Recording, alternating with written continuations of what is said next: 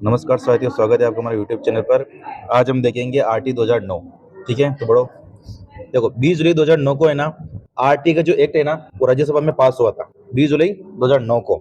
और 4 अगस्त 2009 को कहां पर पास हुआ, ये लोकसभा में पास हुआ था। 26 अगस्त 2009 को ये राष्ट्रपति ने यहाँ पे क्या किए थे, साइन किए थे। ठीक है, तो ध्यान रखना है ना। तो 20 जुलाई को अपने राज्यसभा में पास हुआ, 4 अगस्त को ये 2009 में पास हुआ। ठीक है ना, लोकसभा में ना। आगे देखो, 1 अप्रैल 2010 से जम्मू कश्मीर को छोड़कर संपूर्ण भारत में लागू हुआ ये, है ना। 1 अप्रैल 2010, है ना, जम्मू कश्मीर को छोड़ के संपूर्ण भारत में लागू हुआ, है ना। 1 अप्रैल 2011 से राजस्थान में लागू हुआ ये, है ना। देखो, भारत विश्व में 135वां देश है जिसने आरटीआई लागू किया, है ना। कौन सा देश है ये? 135वां देश है जिसने आरटीआई लागू किया, है ना, विश्व के अंदर। देखो, आरटीआई सर्वप्रथम लागू होने वाला देश कौन सा था? नॉर्वे। कौन सा था? नॉर्वे। ठीक है। 1 दिसंबर 2002 को 86वें संविधान संशोधन के तहत भाग 3 के तहत शिक्षा के मौलिक अधिकार में जोड़ा गया और भाग 4 में 11 मूल कर्तव्य जोड़ा गया। अभी मैंने आपको बताया था कौन सा संविधान संशोधन? 86वां। ठीक है। अपने 11 मूल कर्तव्य क्या है कि बच्चों को आप पढ़ाओ, माता पिता का कर्तव्य है ना, 11 मूल कर्तव्य ध्यान रखना। ठीक है। आगे देखो, आरटी में 7 अध्याय, 38 धाराएं और एक अनुसूची है। ठीक है। देखो, आरटी का प्रथम अध्याय जिसमें क्या प्रस्तावना है। ठीक है। देखो, धारा 1 में क्या लिखा हुआ है कि निःशुल्क एवं अनिवार्य शिक्षा का अधिकार व धार्मिक संस्थाओं पर लागू नहीं होगा। ये जो ये निःशुल्क व अनिवार्य शिक्षा का अधिकार है ना, ये धार्मिक संस्थाओं पर क्या नहीं है, लागू नहीं है। ठीक है। जैसे कि अपने मदरसों पर लागू नहीं है अभी, है ना, ध्यान रखना। ठीक है ना। मदरसों में उर्दू पढ़ाते हैं, ठीक है, तो उन पर लागू नहीं है अभी, है ना, तो धार्मिक संस्थाओं पर लागू नहीं है। ठीक है। आगे देखो, धारा 2 में क्या है? शब्दावली। क्या है? शब्दावली। मतलब कि इस किस शब्द का क्या अर्थ है। देखो, 6 से 14 वर्ष की आयु इस तरह के बालकों के अभिभावक पर लागू होगा, है ना। समुचित सरकार का मतलब क्या है? केंद्र व राज्य सरकार के सहयोग से आरटी 2009 चलेगा। ठीक है। समुचित मतलब केंद्र और राज्य सरकार। ठीक है, इसका मतलब ये है ना। प्रारंभिक शिक्षा मतलब 1 से 8 तक की शिक्षा है। ठीक है, शब्दावली है। आपको पूछेंगे प्रारंभिक शिक्षा मतलब क्या है, तो 1 से 8 तक की कक्षाएं।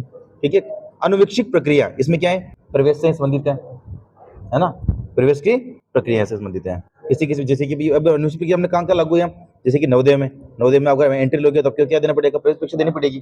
ठीक है। सैनिक विद्यालय, उसमें भी आरटी 2009 उस पर भी लागू है, लेकिन उसमें प्रवेश करने के लिए आपको अनुसूचित प्रक्रिया को से गुजरना पड़ेगा। तो अनुसूचित प्रक्रिया मतलब क्या है? प्रवेश। क्या है? प्रवेश। समझ में आ रहा है? हाँ, मॉडल स्कूल। ठीक है। दुर्बल वर्ग, ठीक है, जिनकी आय निर्धारित आयु सीमा से कम हो वो दुर्बल वर्ग में आते हैं। जिनकी आय कम हो वो किस में आ जाएंगे? दुर्बल वर्ग में। किस में आएंगे? दुर्बल में। आपको उस पर पूछेंगे दुर्बल वर्ग में कौन आएगा, तो नीचे लिखा होगा कि निशक्त बालक, है ना, आर्थिक व्यवस्था से कमजोर बालक, है ना, और अंधा बालक। तो आपके वाले को दुर्बल और अंधा हो सकता है, तो गलत। कौन सा सही में? जो आर्थिक कमजोरी हो। ठीक है, समझ गए तुलसी जी? आगे देखो, असुविधाग्रस्त बालक, जिसमें एसटी एससी और पिछड़े वर्ग के बालक आएंगे। ठीक है, ध्यान रखना, आप कल टेस्ट भी इसका, है ना। विहित यानी कि नियम बनाने से विद्यालय के अंदर देखो, सरकारी विद्यालय का, निजी विद्यालय का, अनुदानित विद्यालय का, विशिष्ट विद्यालय का, सैनिक विद्यालय का, नवोदय विद्यालय का। अभी हम बताते हैं ना बारे में। ठीक है, तो उसी तरह के विद्यालय इसमें शामिल है, किसमें? विद्यालय के अंदर। ठीक है। आगे देखो, अध्याय 2 इसमें विस्तार आएगा। धारा 3 में क्या है? प्रत्येक बालक नजदीकी विद्यालय में निःशुल्क शिक्षा प्राप्त करेगा। तो धारा 3 में से शॉर्टकट में, धारा 3 में क्या है? निःशुल्क शिक्षा प्राप्त करेगा बच्चा। ठीक है। धारा 4 में क्या है? आयु के अनुसार प्रवेश कक्षा के में, है ना, आयु के अनुसार प्रवेश। कोई बालक 10 साल का हो गया तो उनको पहले तो बिठाएंगे अपन, ठीक है, 5 में बिठाएंगे, फिर उसको, तो है ना, 5 साल का बालक 1, 6 साल का बालक 2, ऐसे है ना। 10 साल का बालक कहाँ पे जाएगा? 5 में। फिर समझ रहे आ रहा है? ठीक है। तो धारा 4 में क्या है? आयु के अनुसार प्रवेश। धारा 3 में क्या है? निःशुल्क शिक्षा। समझ गए? धारा 5 में क्या है? टीसी। क्या है? टीसी प्राप्त करना बालक का अधिकार है, या आप टीसी की रोक नहीं सकते, चाहे उसने पैसे, घर वाले पैसे दिए नहीं दिए, पर आप टीसी किसी की रोक नहीं सकते। तो धारा 5 क्या है? टीसी। क्या है? टीसी। ठीक है। धारा 3 में निःशुल्क शिक्षा। धारा 4 में क्या है? उनके प्रवेश। धारा 5 में टीसी प्राप्त करना। समझ में आ रहा है ना। आगे देखो, अध्याय 3, है ना, इसमें क्या है? समुचित सरकार, स्थानीय प्राधिकार व माता पिता के कर्तव्य। पहले तो समुचित सरकार नहीं, समुचित मैंने आपको बताया, बता कृष्ण, केंद्र और राज्य सरकार, केंद्र सरकार और राज्य सरकार के अधिकार, ये समुचित हो गया, है ना। किस स्थानीय प्राधिकार, मतलब जो स्थानीय सीबीओ लेवल के हो गए, ये तहसील में बैठते हैं ना, सीबीओ जिला शिक्षा अधिकारी, ये स्थानीय अधिकारी हो गए, है ना, है ना। बीएलओ नहीं होता है, बीएलओ निर्वाचन अधिकारी होता है, ठीक है, क्या होता है ना, इसमें नहीं आता है वो ना। माता पिता के कर्तव्य है ना, माता पिता के कर्तव्य, पहले तो सरकार के कर्तव्य है, फिर अधिकारी के कर्तव्य है, फिर माता पिता के कर्तव्य है। ये कौन सी अध्याय में? अध्याय 3 में, ठीक है। देखो धारा 6, 1 से 5 तक के प्रत्येक गांव या ढाणी के विद्यालय की अधिकतम दूरी, है ना, और 6 से 8 तक का विद्यालय 2 किलोमीटर की दूरी पर होगा। मतलब कि देखो 6 से 8 तक का विद्यालय है ना, वो तो 2 किलोमीटर की दूरी पे होगा, और 1 से 5 तक का विद्यालय हो ना, वो 1 किलोमीटर की लगभग दूरी पे होगा, ठीक है, ध्यान रखना आप, है ना। देखो धारा 7, वित्तीय अनुपात केंद्र सरकार 60%, राज्य सरकार का 40%। मतलब वित्तीय अनुपात मतलब कि 60:40 है, कितना है? 60:40। इसमें 60% तो केंद्र सरकार देगी और 40% जिपा कौन कोई दिया बना? राज्य सरकार, है ना। लेकिन पूर्वोत्तर जो राज्य है ना, वो गरीब है, क्या है? गरीब, जैसे कि असम, मेघालय, नागालैंड, कोहिमा, ये सब, मतलब इनकी कोई राजधानी कह रहा हूँ मैं तो, है ना, तो ये सब क्या है? कमजोर है। पूर्वोत्तर राज्य क्या है? सब ये कमजोर है, तो उनमें अनुपात क्या है? 90:10 है। ये 90 रुपया तो कोई देगी केंद्र सरकार, और 10 रुपए राज्य सरकार देगी, समझ गए आप, है ना। फिर धारा 8, धारा 8 में क्या है? समुचित सरकारों द्वारा किए जाने वाले दायित्वों का उल्लेख है। भी सरकार के क्या क्या दायित्व है, ये सबका उल्लेख किस कौन सी धारा में है? धारा 8 में है, ठीक है। धारा 9 में क्या है? स्थानीय प्राधिकार के दायित्व का पालन करना। भी स्थानीय अधिकारी के क्या क्या दायित्व के, ठीक है। 8 में तो किसके? समुचित सरकार के। 9 में किसके? स्थानीय अधिकारी के। और 10 में किसके? माता पिता के दायित्व, समझ गए आप, है ना। तो देखो धारा 3 में क्या है? निःशुल्क शिक्षा, ये धारा 3 में। धारा 4 में क्या है? आयु के अनुसार प्रवेश। धारा 5 में क्या है? टीसी, ठीक है, समझ गए। और धारा 6 में क्या है? दूरी। धारा 6 में क्या है? दूरी, है ना। एक से 5 तक के लिए बालक के लिए 1 मीटर पर होनी चाहिए वो स्कूल, 6 में 8:2, है ना। और 7 में क्या है? अनुपात, क्या है? अनुपात, है ना। अनुपात में भी क्या है बेटा? देखो 60:40। और पूर्वोत्तर जो राज्य है ना, उनके लिए क्या है? 90:10, है ना। 8 में क्या है? सरकार के कर्तव्य, समुचित सरकार के। 9 में क्या है? स्थानीय प्राधिकारी का कर्तव्य है। 10 में क्या है? माता पिता के कर्तव्य, समझ गए आप, है ना। अब देखो आगे धारा 11।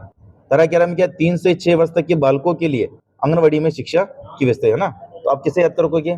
धारा 11 में क्या है? आंगनबाड़ी, क्या है? केवल आंगनबाड़ी। धारा 11 में क्या है? केवल आंगनबाड़ी है बेटा, ठीक है बेटा। देखो आगे देखो, अब रहा अध्याय 4। अध्याय 4 विद्यालय व शिक्षक की भूमिका, है ना। देखो धारा 12, देखो 12 एकम 12, 12 दूनी 24, 24 में एक जोड़ लो, कितने हो गए? 25। तो मतलब कि सभी निजी विद्यालय में कक्षा प्रथम में 25% सीटें गरीब बच्चों के लिए आरक्षित होगी। इसे कहते हैं अपन, क्या बोलते हैं? आरटी की सीटा। 25% सीटा है ना, आरटी की निःशुल्क बड़े पढ़ते हैं निजी विद्यालय के अंदर, ये तो आरटी में, ये तो आरटी में, ऐसे ऐसे बोलते हैं ना अपन, ठीक है। तो 25% सीटें किसकी है? ये आरटी की है। तो 12, 12 में 12, 12 दिन 24, 24 में एक 25, है ना, है ना। अब देखो धारा 13, प्रवेश प्रक्रिया के दौरान न तो प्रवेश परीक्षा ली जाएगी तथा नई साक्षरता और नई डोनेशन के नाम पर फीस वसूली की जाएगी, है ना। ये धारा 13 में देखो। लेकिन जो नवोदय विद्यालय होता है ना, इनके ऊपर ये लागू नहीं है ना। सैनिक विद्यालय पे भी लागू नहीं है ना। नॉर्मल जो विद्यालय हो गया ना, उसके अंदर प्रवेश परीक्षा नहीं ली जाएंगे। ऐसा उन्होंने बालक अगर 10 साल का है ना, उसको कुछ नहीं आता ना, आप उसको मतलब कि प्रवेश से नहीं रोक सकते हैं, ठीक है। तो 13 में क्या है? प्रवेश पर, है ना, रोक नहीं सकते, है ना, धारा 13 के अंदर है, ठीक है। हाँ, तो तुझे बता आंगनबाड़ी किसमें है? शाबाश, ठीक है। और आरटी की 25 सीटें किसमें है बता तुलसी? 12 एकम 12, 12 24, 24 ने एक 25, तो धारा 12 में, ठीक है। देखो धारा 14, प्रवेश प्रक्रिया के दौरान आवश्यक प्रमाण पत्रों से मुक्ति। मतलब कि अपन प्रवेश करने आते हैं तो आधार लाओ, जन आधार लाओ, वो लाओ, है ना, तो इनसे मुक्ति। तो किस धारा में अपनी? ये धारा 14 में। फिर उसको बालक अगर पढ़ने आ गया आपके पास में, कुछ भी लेके नहीं आया, तो भी आपको क्या करना है? एडमिशन उसका करना है, ठीक है। तो प्रमाण पत्र से मुक्ति किसमें है? धारा 14 में। किसमें? 14 में, ठीक है। आगे देखो धारा 15। धारा 15 में क्या है? 1 से 8 तक की कक्षाओं में प्रवेश की अंतिम तिथि 30 सितंबर है, लेकिन पूरे वर्ष भर प्रवेश लिया जा सकेगा, ठीक है। अब तो धारा 15 को 15 कम 15 बता दो नहीं 30, तो 30 सितंबर अंतिम तिथि है प्रवेश की, लेकिन आप पूरे वर्ष भर भी क्या दे सकते हैं? प्रवेश दे सकते हैं, है ना। धारा 16। धारा 16 में क्या है? बालक न तो फेल किया जा सकेगा और नहीं विद्यालय से निकाला जा सकेगा जब तक वह प्रारंभिक शिक्षा प्राप्त पास न कर ले, ठीक है। तो धारा 16 में क्या है? फेल नहीं करना है। क्या है? फेल नहीं करना है, ठीक है ना? फेल नहीं करना है। और फेल कब तक नहीं करना है? 8वीं तक। कब तक फेल नहीं करना? 8वीं तक। तो 8 के 8 8 दूनी 16, है ना? 8 तक बच्चे को आप क्या नहीं कर सकते? फेल नहीं कर सकते, ठीक है? तो 8 के 8 दूनी 16, ठीक है? समझ गए आप? तो धारा 16 ये मैट्रिक बता रहा हूँ, ये याद करने की, समझ रही है? आगे देखो धारा 17 में क्या है? खतरा। क्या है? खतरा। यानी 17 में क्या है? बालक को शारीरिक और मानसिक रूप से दंडित नहीं किया जा सकता। अगर दंडित करोगे तो आपके लिए क्या हो जाएगा? खतरा। क्या हो जाएगा? खतरा। तो बालक को आप मार नहीं सकते, तो ध्यान रखना कृष्णा, ठीक है? तो बालक को मारती है तो धारा 17 को तो उल्लंघन कर रही है, ठीक है ना? ध्यान रखना, इसके तहत आपको है ना? जेल भी हो सकती है। तो अब जना धारा 17 में आपकी क्या है? खतरा। क्या है? खतरा है, ठीक है? तो ध्यान रखना, है ना? ये धारा 18 बिना मान्यता के विद्यालय चलाने पर पूर्ण प्रतिबंध है। अगर पाया गया तो जुर्माना 1,00,000 रुपए है, ठीक है? अगर जयप्रकाश जी मतलब कि बिना मान्यता के विद्यालय चला रहे हैं तो उनके कितने कितने रुपए का जुर्माना लगेगा? 1,00,000 का, ठीक है? तो धारा 18 के तहत, ठीक है? तो जयप्रकाश जो कल जाके पूछ लेना ये मान्यता है ही नहीं आपके पास में, नहीं है तो फिर 1,00,000 रुपए जुर्माना लगेगा धारा 18 के तहत, है ना? ध्यान रखना, ठीक है? आइए देखो धारा 19 विद्यालय के मानक संबंधी प्रावधान। क्या है? विद्यालय के मानक संबंधी प्रावधान। अब मानक मतलब क्या है? नियम, है ना? नियम क्या है? नियम। जैसे कि मतलब कि विद्यालय में एक शौचालय होना चाहिए, एक गर्ल्स शौचालय होना चाहिए, एक बॉयज शौचालय होना चाहिए, खेलने का वो गार्डन होना चाहिए, है ना? पुस्तकालय होना चाहिए। तो ये मानक है विद्यालय के संबंधी। तो वो किसमें निर्धारित है? अपने धारा 19 के अंदर, है ना? फिर धारा 20 सरकार समुचित मानकों में परिवर्तन कर सकती है। ये जो विद्यालय की जो मानक है ना, इसमें परिवर्तन कर सकती है, समुचित सरकार परिवर्तन कर सकती है, धारा 20 के अंदर है, ठीक है? धारा 21 ये पूछते हैं बाबा, धारा 21 है ना? धारा 21 में क्या है? एसएमसी। क्या है? एसएमसी। एसएमसी कितने सदस्य होते हैं बेटा? 16 सदस्य होते हैं। कितने होते हैं? 16 सदस्य होते हैं। क्या बोल रही? देखो एसएमसी क्या होती है? देखो स्कूल मैनेजमेंट कमेटी होती है ये। इसमें क्या होता है? मतलब जो बच्चे यहाँ पढ़ रहे हैं ना, उनके जो माता पिता होते हैं ना, वो इसके अंदर एसएमसी के अंदर होते हैं। इनमें सदस्य कितने होते हैं? 16, है ना? 16 में से एक अध्यक्ष होता है। क्या होता है? अध्यक्ष। जो बच्चा यहाँ पे पढ़ रहा है ना, उसका माता या पिता क्या होना चाहिए? अध्यक्ष होगी। क्या होगी? अध्यक्ष होगा, ठीक है? होगी, है ना? और एक सचिव होगा इसमें। क्या होगा? सचिव क्या होगा? प्रधानाचार्य। क्या होगा? प्रधानाचार्य, है ना? तो 16 सदस्य जो है बच्चे पढ़ रहे हैं ना, उसमें कौन होगा? उनके माता पिता होंगे। वो क्या करेंगे? बालक को पढ़ा रहे, स्कूल कैसे चल रहा है, स्कूल कैसे नहीं चल रहा है, इसमें क्या कमी है, भवन निर्माण, मतलब स्कूल की जो भी चीजें है ना, उनको मॉनिटरिंग करेंगे। कौन करेंगे? ये 16 सदस्य। तो 16 सदस्य को क्या बोलेंगे अपन? एसएमसी। क्या बोलेंगे? एसएमसी। इसकी मीटिंग अमावस्या होती है। एसएमसी मीटिंग कब होती है? हमेशा हर अमावस्या को होती है, लेकिन अमावस्या दिन अगर संडे आ गया तो मीटिंग अगले दिन होगी, ठीक है? ध्यान रखना, है ना? और एसएमसी जो होती है ना, ये केवल 1 से 8 तक की होती है, ठीक है? तो धारा 21 में क्या है बेटा? एसएमसी। क्या है? एसएमसी। और एसएमसी कितने सदस्य होते हैं? 16 सदस्य होते हैं। और 2 वर्ष के लिए चुने जाते हैं, है ना? तो 2 वर्ष में फिर से गठन करना पड़ता है आपको, ठीक है ना? आगे देखो प्रत्येक महीने की अमावस्या को मीटिंग होती है, जिसमें अभिभावकों को सदस्य बनाया जाता है और जिनमें सर्वाधिक महिला सदस्य होती है। देखो इसमें ना, देखो 16 सदस्य है ना, इसमें 50% क्या होगी? महिला होगी। क्या होगी? महिला होगी। यानी कि महिला कितनी हो जाएगी बेटा? 8। कितनी हो जाएगी महिला? 8 हो जाएगी बेटा, ठीक बेटा? आगे देखो फिर धारा 22 अब एसएमसी ने बना ली। क्या बना ली? अपन ने एसएमसी बना ली अब, ठीक है? तो धारा 22 में क्या होगा? उन्हें योजना तैयार करेंगे। क्या करेंगे? योजना। एसएमसी योजना तैयार करेगी 3 वर्ष के लिए। जो अगले जो 3 वर्ष है ना, 3 वर्ष तक स्कूल में क्या क्या करना है, ठीक है? इसकी योजना तैयार करेगी। क्या तैयार करेगी? योजना। तो आपसे के लिए इतना याद रखना, धारा 21 में क्या है? एसएमसी। धारा 22 में क्या है? योजना। एसएमसी की योजना, है ना? एसएमसी की योजना, ठीक है? तो योजना, है ना? धारा 23 इस धारा में अध्यापक पद की योग्यता का उल्लेख होगा। मतलब कि आपके डीएलएड होनी जरूरी है, डीएलएड की बीएसटी होना जरूरी है, बीएड होना जरूरी है, तो आपकी योग्यता निर्धारण होगी कहां पे? धारा 23 के तहत। तो धारा 23 के तहत बीएसटी से कर रहे हो, है ना? आपकी योग्यता निर्धारित कर रही है, ठीक है ना? आगे देखो धारा 24 अध्यापक का कर्तव्य होगा कि वह नियमित रूप से विद्यालय आए। जैसे मैं नियमित रूप से विद्यालय जाता हूँ, ठीक है ना? देखो नियमित रूप से विद्यालय आएगा, पाठ्यक्रम समय पर पूरा करवाएगा। मैंने पूरा करवा दिया अभी तक, है ना? प्रति सप्ताह 45 कलांश होंगे उसके, है ना? 45 कलांश होंगे प्रति सप्ताह। अब देखो 7 दिन जाएगा स्कूल या 6 दिन जाएगा? बताओ मुझे। 6 दिन जाएगा। 6 दिन जाएगा तो कितने? 6 × 6 कितने हो गए? 36। तो कलांश में कितने बन रहे हैं? 36 बन रहे। 45 कलांश लिख रखा है इसमें। बाकी के क्या है सब? वो उनके वर्क करने के लिए, ठीक है। उनके दूसरे काम जो होते हैं ना वो वर्क करने के लिए, ठीक है, ध्यान रखना है ना, ठीक है। देखो, माता पिता के साथ मीटिंग का आयोजन करेगा, यानी कि पीटी मीटिंग होती है आजकल, पीटीएम है ना, पेरेंट्स टेरेंट्स है ना, पेरेंट्स टीचर मीटिंग है ना, ठीक है। माता पिता के साथ मीटिंग करेगा। सरकारी प्रशिक्षण में भी भाग लेगा, ये आजकल होती है ना, ट्रेनिंग होती है, एफएलएन की ट्रेनिंग होती है ना, ट्रेनिंग होती है, मतलब कि तुम जब टीचर बन जाओगे ना नए नए, तो तुम्हारे प्रशिक्षण देंगे तुमको, बच्चों को कैसे पढ़ाना है, बच्चों को कैसे सिखाना है, गणित से सिखानी है, अंग्रेजी से सिखानी है, तुमको बताएंगे तुमको, है ना, तो ध्यान रखना ना। तो तारा आपने चॉइस में क्या बेटा, शिक्षकों के दायित्व क्या है, शिक्षकों के दायित्व है ना, नियमित रूप से विद्यालय जाना है, पाठ्यक्रम समय पर पूरा करवाना है, और शिक्षक के कितने घंटे फिक्स है, 45 है ना, 45 का लाइन्स तो वो लेगा, ठीक है।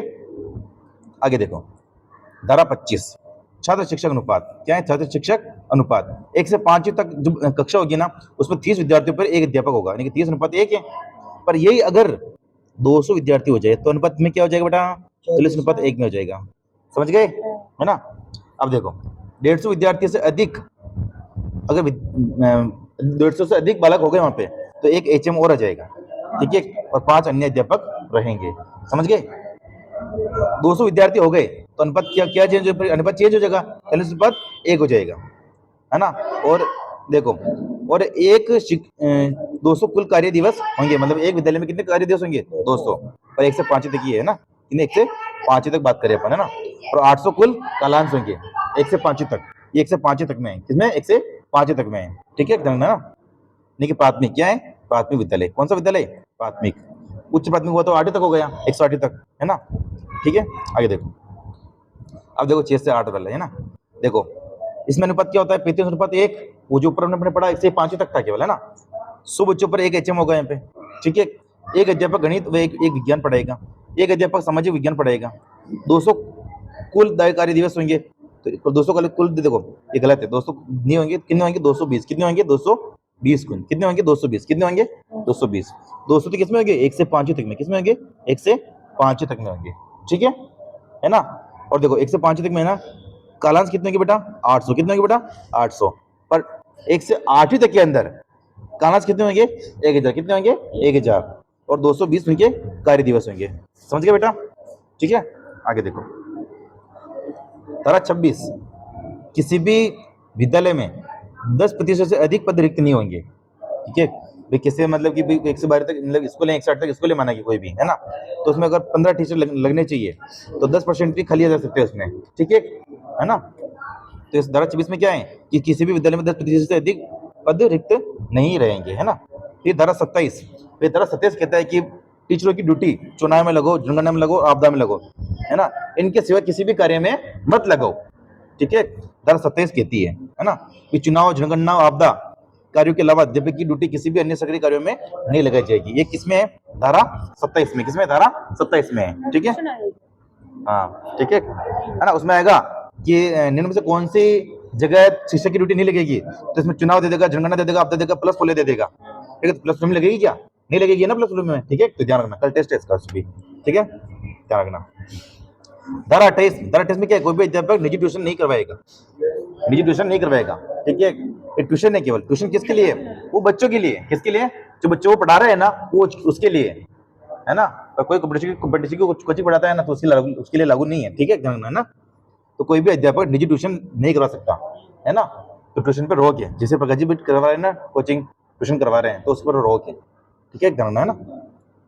तो धारा 28 का उल्लंघन करे प्रकाश जी। आगे देखो, अध्याय 5 पाठ्यक्रम, ठीक है। धारा 29 सीखने के अधिकतम अवसर उपलब्ध करवाना, ठीक है, स्वयं विकास पर बल देना, है ना। मूल्य आधारित मातृभाषा में शिक्षा, सतत व्यापक मूल्यांकन और गतिविधि आधारित प्रश्न, ठीक है। धारा 29 में क्या है, सीखने के अधिकतम अवसर उपलब्ध करवाना बच्चों के लिए, है ना। स्वांगी विकास करेंगे बालक का, मूल्य आधारित मातृभाषा में शिक्षा देंगे, है ना, सतत व्यापक मूल्यांकन करेंगे, गतिविधि आधारित प्रश्न करेंगे, ठीक है। देखो मातृभाषा में सिखावा ही नहीं, अपनी भाषा बोल भी नहीं, सुनो इधर देखो, मातृभाषा में सिखाने के लिए एनईपी 2020 कहती है कि मातृभाषा में आप सिखाओ बच्चों को, 5 तक क्या करो, मातृभाषा में सिखाओ, ध्यान रखना, ठीक है। पर किसी को पता ही नहीं होगा आपको, इसलिए पता समझ है गए, लेकिन बोलने नहीं देते, हिंदी बातें करो।